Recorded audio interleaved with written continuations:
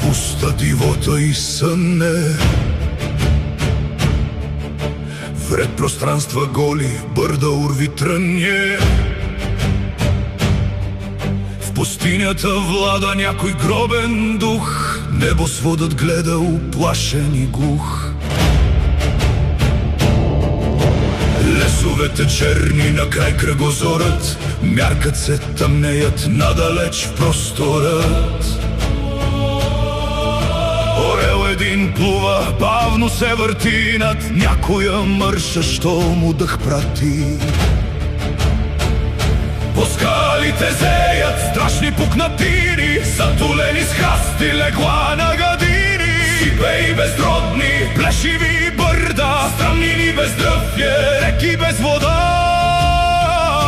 Душата измъчват и плашат окото.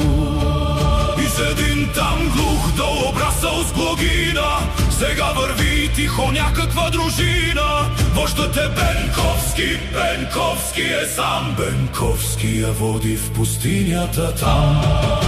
Героят, юнакът, смисъл на челото, на подвига знаме, душа на делото. Човекът, що даде фаталния знак, и цял народ смело тикна своя крак. Желязната воля, железните сили, могъщото слово, що слаби укрили. Гласът, който каза: вървете, да мрем! Ставайте, робове, аз нещо ярем! И ние тепяхме пред тоя глас мощен, пред тоя демон таен, призрак полунощен, който произнесе страшните слова.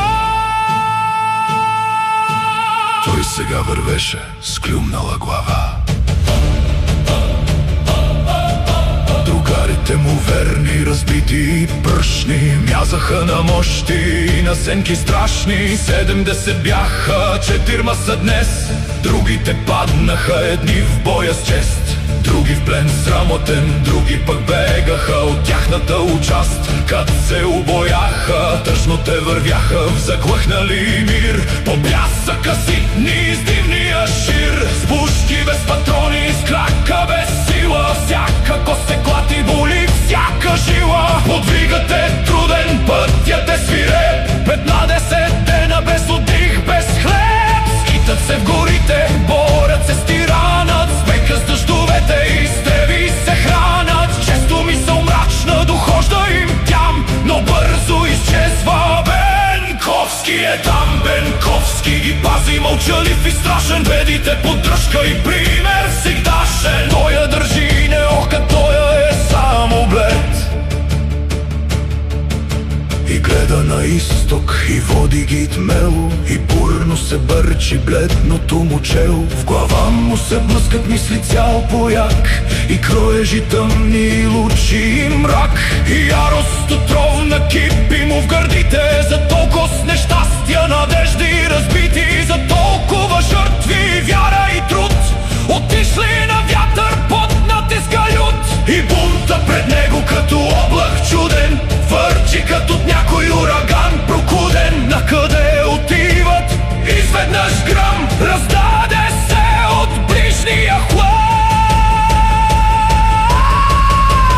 Кът снопове падат трима другари, кръв димеща, топла пясъка прошари. Пушекът се пръсна и гръмът мина, кът напълни секот цяла планина.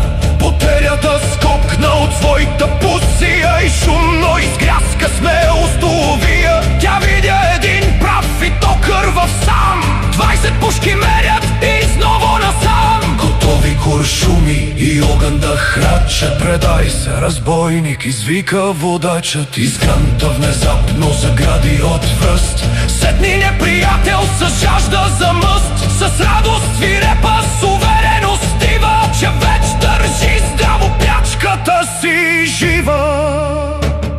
Тогава ранени брат, трепетен див, с поглед безнадежден, почти горделив, ветрани в снагата при прагът на гроба. Кат не щя да падне, както падна роба. Гръмна се в челото и след гръсти дим падна мъртъв, хладен и непобедим.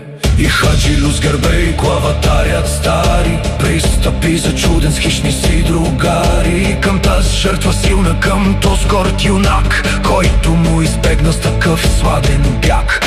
Поглед на чело му, стопа кръв покрито и очи му страшни вперени сърдито, и ръка му взела револвера с мощ, като че се готви зарад битка и ощ. И уста му бледни в открити към свода, като че ще вина смърт или свобода. И усети почетите